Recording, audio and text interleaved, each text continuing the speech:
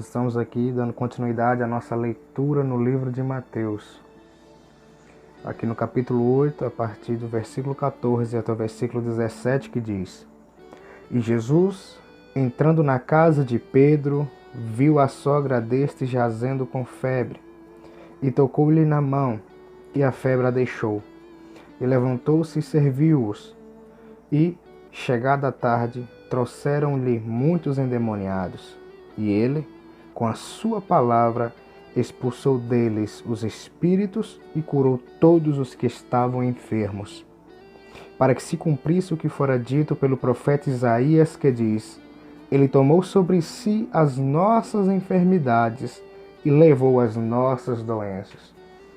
Note que Jesus Cristo, quando chega na casa de Pedro, e a sogra de Pedro estando doente, de febre, a Bíblia diz que Jesus Cristo apenas tocou na mão dela e ela ficou curada na mesma hora e já passou a servi-los.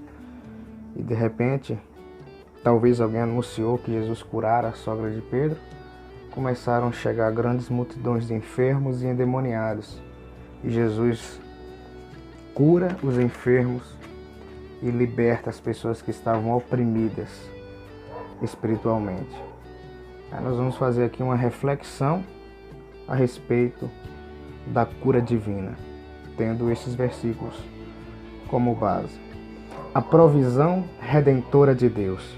Primeiro, o problema das enfermidades e das doenças está fortemente vinculado ao problema do pecado e da morte, isto é, às consequências da queda de Adão, do pecado original e também por todos os pecados que nós cometemos.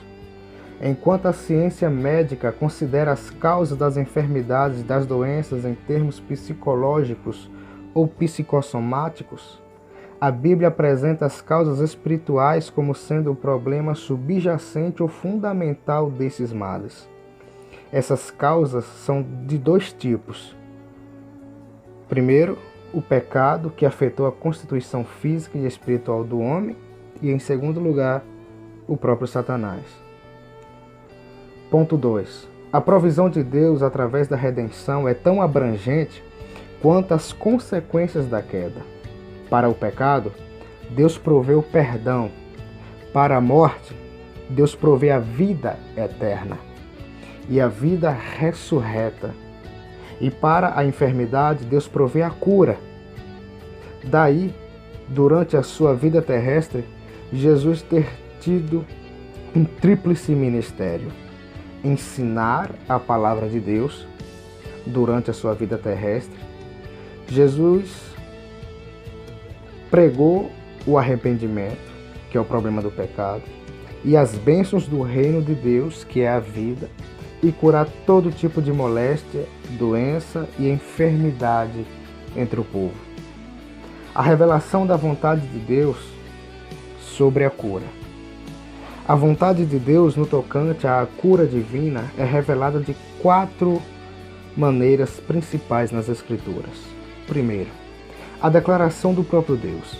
Em Êxodo, capítulo 15, versículo 26, Deus promete saúde e cura ao seu povo, se este permanecesse fiel ao seu conserto e aos seus mandamentos. Sua declaração abrange 2 aspectos. Nenhuma das enfermidades porei sobre ti, como julgamento, as enfermidades que ele pôs lá no Egito. E segundo, eu sou o Senhor que te sara, como redentor.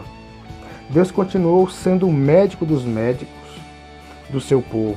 No decurso do Antigo Testamento, sempre que os seus sinceramente se dedicavam a buscar a sua face e obedecer à sua palavra.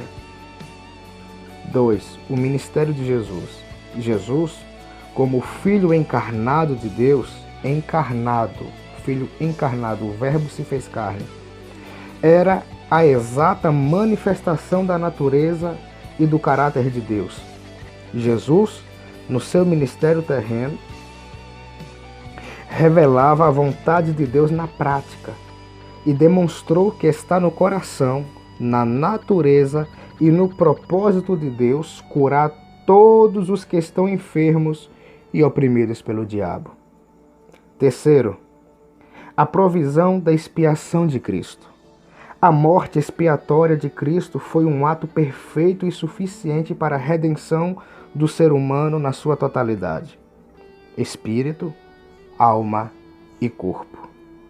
Assim como o pecado e a enfermidade são os gigantes gêmeos destinados por Satanás para destruir o ser humano, assim também o perdão e a cura divina vêm juntos como bênçãos irmanadas destinadas por Deus para nos redimir e nos dar saúde. O crente deve prosseguir com humildade e fé e apropriar-se da plena provisão da expiação de Cristo, inclusive a cura do corpo.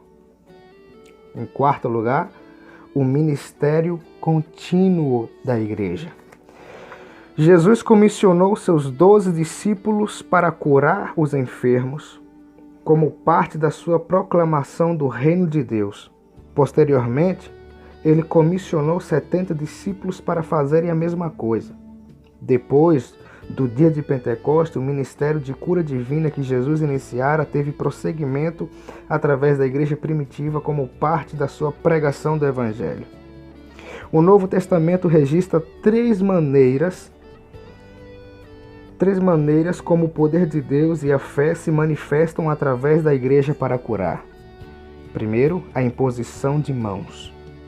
Segundo, a confissão de pecados conhecidos, seguida da unção do enfermo com óleo pelos presbíteros, que está lá em Tiago, capítulo 5, do versículo 14 ao 16. E em terceiro lugar, os dons espirituais de curar concedidos à igreja. Note que são os presbíteros da igreja que devem cuidar desta oração da fé, conforme Tiago. Agora veremos os impedimentos à cura. Às vezes há, na própria pessoa, impedimentos à cura divina, como, primeiro, pecado não confessado; segundo, opressão ou domínio demoníaco; terceiro, medo ou ansiedade aguda; quarto, insucessos no passado que debilitam a fé hoje; quinto, o povo; sexto, ensino antibíblico; sétimo, negligência dos presbíteros no que concerne à oração da fé; oitavo, descuido da igreja em buscar e receber os dons de operações de milagres e de curas, segundo a provisão divina; nono, incredulidade; décimo, irreverência com as coisas santas do Senhor. Casos há em que não está esclarecida a razão da persistência da doença física entre crentes dedicados.